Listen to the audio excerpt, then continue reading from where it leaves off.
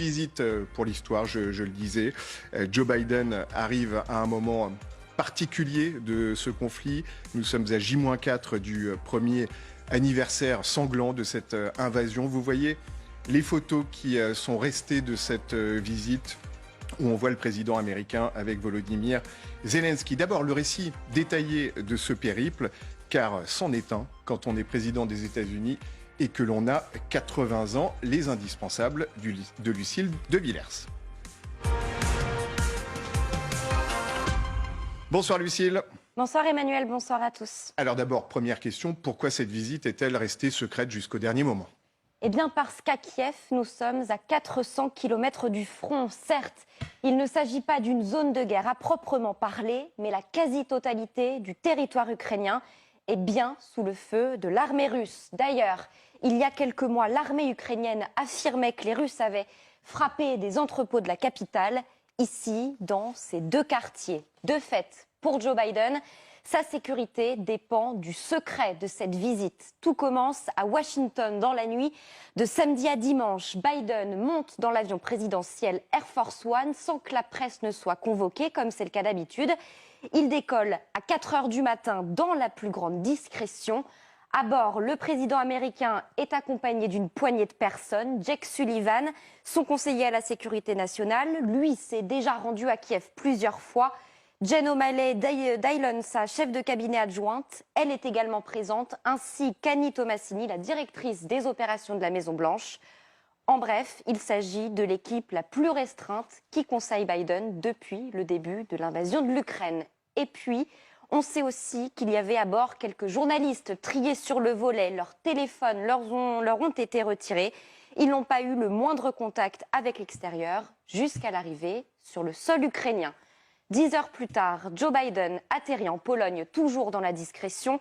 À ce moment-là, la presse internationale n'est encore au courant de rien. Il prend ensuite un train sous haute sécurité depuis Varsovie, un deuxième trajet de 10 heures jusqu'à Kiev, où il est arrivé ce matin à 8 heures. Sa visite a donc été cachée jusqu'au bout, même si 3 avions de reconnaissance de l'US Air Force ont été repérés dans le ciel pendant la traversée de la frontière et vraisemblablement pendant tout le trajet. Et d'un coup, ça a été la surprise, on l'a vécu d'ailleurs ce matin dans la rédaction, on a vu Joe Biden dans les rues de Kiev.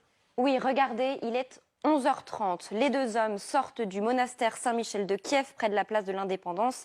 Joe Biden et Volodymyr Zelensky se tiennent côte à côte. Ils semblent en pleine discussion, l'air imperturbable, entourés d'un service de sécurité en civil et de militaires ukrainiens. Joe Biden, lunettes sur le nez, vous le voyez, en manteau sombre. Volodymyr Zelensky portant son traditionnel treillis militaire. Quand soudain, les sirènes d'alerte antiaérienne commencent à retentir. Écoutez.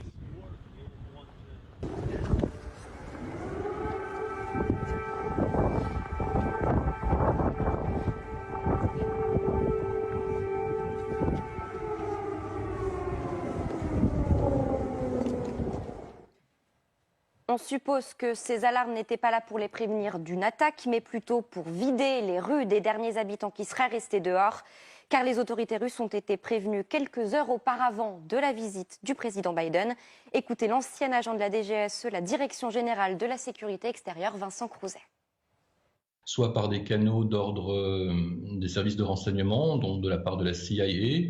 Donc le directeur de la CIA a peut-être communiqué à son homologue russe pour éviter une provocation russe ou bien un bombardement russe cette matinée-là à Kiev.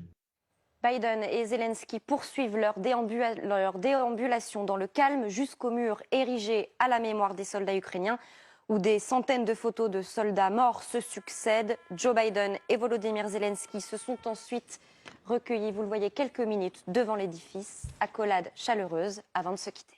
Et que se sont dit les deux hommes ? Les deux hommes se sont parlé pendant près d'une demi-heure, d'une heure et demie dans le palais présidentiel. Ce que l'on retient, ce sont ces longs remerciements du président Zelensky. Écoutez. President Biden, that is so important signal for us. We are proud of it. Thank you very much for coming, Mr. President. That is a huge moment of supporting the Ukraine. And I really appreciate that President Biden, American society, been from the very beginning of this tragedy. Presumptuous of me to say this, but I thought it was important that the President of the United States be here the day the attack began. Because as the President remember, I was warning the world that he was going to attack. I was certain of it.